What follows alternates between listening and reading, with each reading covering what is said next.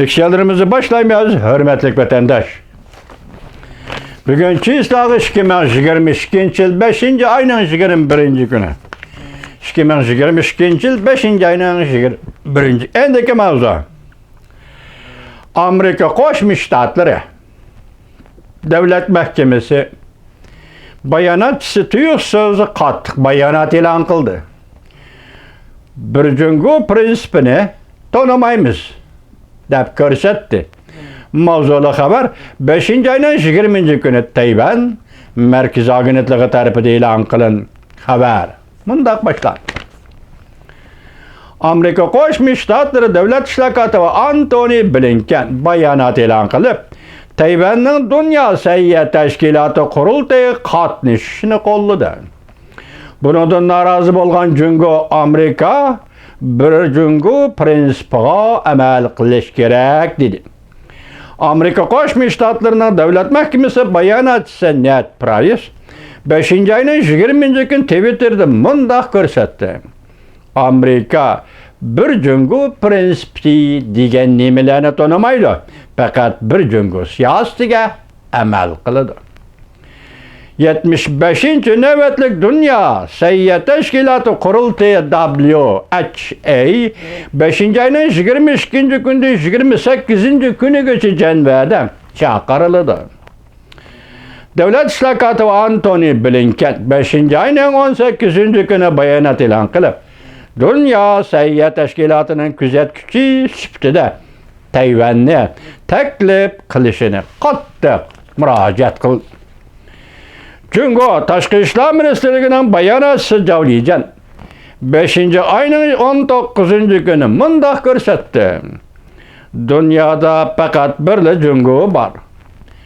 Tayvanning xalqaro tashkilotlar qatnashishi, jumladan Dunyo sayyoh tashkilotining faoliyatlariga qatnashishi bir jungo prinsip bo'yicha bir taraf qilinishi lozim. U Amerika tarafdan ogohlantirib mundaq dedi. Bir jungo prinsipiga amal qilish yoki Amerika jungo 3 parcha axborotiga amal qilish, xalqaro qonunlarga va xalqaro negizlik prinsiplarga amal qilishi kerak. Bu yerda Amerika jungo o'tirisida imzolangan 3 parcha axborot. Xalqaro sayyoh tashkiloti ichida Tayvan masalasini o'ynashni to'xtatish lozim.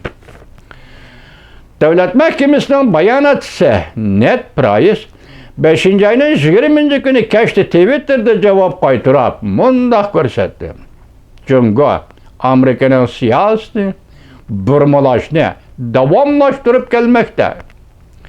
Amerika jungoni bir jungo prinsipi deydigan nimalarni tanimaydi.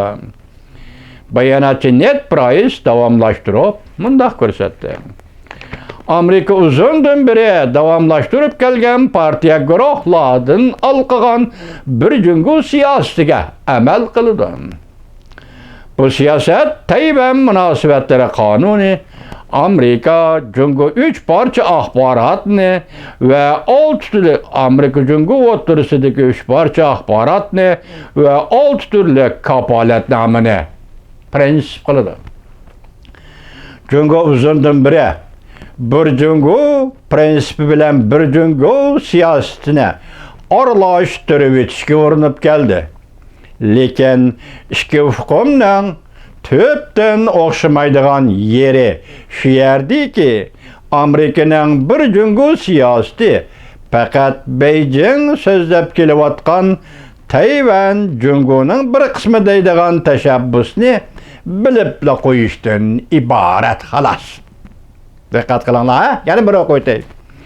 Amerikaning bir jungo siyosati faqat Beijing so'zlab kelayotgan Tayvan jungoning bir qismi deydigan tashabbusni bilibla qo'yishdan iborat xolos. Lekin e'tirof qilmaslik, ya'ni Tayvan jungoning bir qismi degan so'zni e'tirof qilmaslik bu Amerikaning bir jungo siyosatidir. Tamam. Ala şehrini deb endi. Bu bayonot Amerika Qo'shma Shtatlari Davlat Mahkamasining bayonotchisi net Price'nin ağızdan çıkıvatıdı. Yani Amerika'da hükümet taraftan çıkıvatıdı. Tayvan Cumhuriyeti'nin bir kısmı deydiğen prensipni Amerika itiraf etmeydi. Devam ağlayız vatandaşlık siyanın.